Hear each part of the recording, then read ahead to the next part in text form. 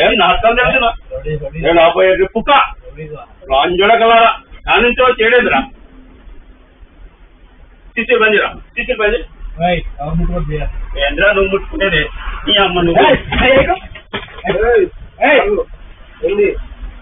CC బంది అని బంది right బంది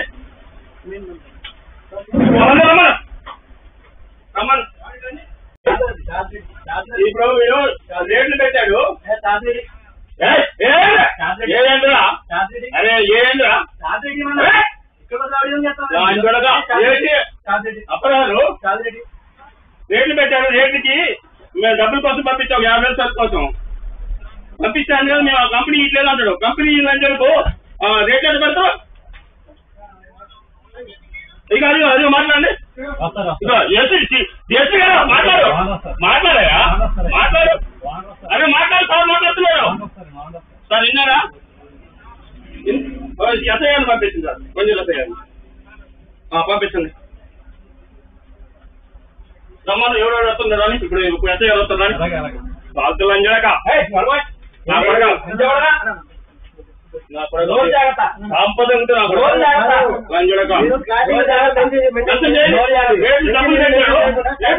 మోసం చేయడానికి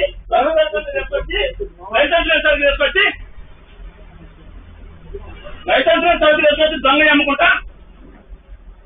డూప్లికేట్ సరుకులు అమ్ముకుంటా రేటు పెట్టారు 350 50,000 నుంచి వచ్చి అన్నట్టు పాంప్లెట్ తీసుకో పాంప్లెట్ నుంచి పాంప్లెట్ నుంచి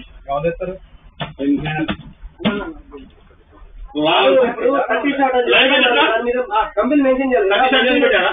30 రేట్ అని పెట్టినా చూపెట్టు ఎస్ఐ వస్తాను చూపెట్టు 30 పెట్టు మీరు కంగారు పడుతుంది సరే ఇచ్చేసి స్టాండర్డ్ కస్టమరా అవును షాపులో కాదు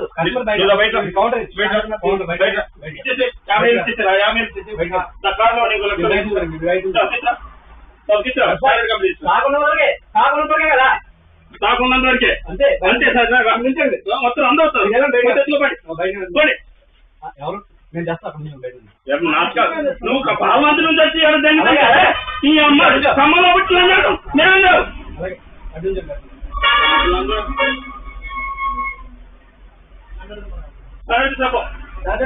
కొత్త స్టాండర్డ్ ఇస్తా ఆగండి ఎవరు కదా వస్తారు నోరు జాగ్రత్త బూత్ రావద్దు మాట్లాడడం నోటంటే బూత్ రావద్దు నువ్వు పాలన చేసేది అదే పాలన చెప్తారు కమ్మల భూమి నుంచి పుట్టారు ఇక్కడ నుంచి అయ్యా మాట్లాడతావు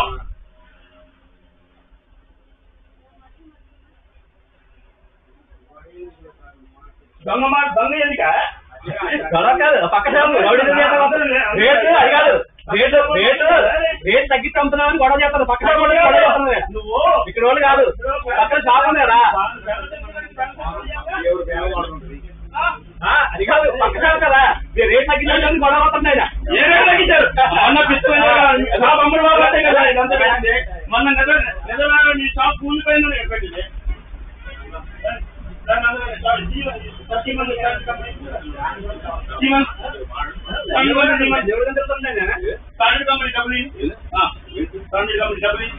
స్టాండర్డ్ కంపెనీ పాంప్లెట్ పెట్టా పాంప్లెట్ పెట్టా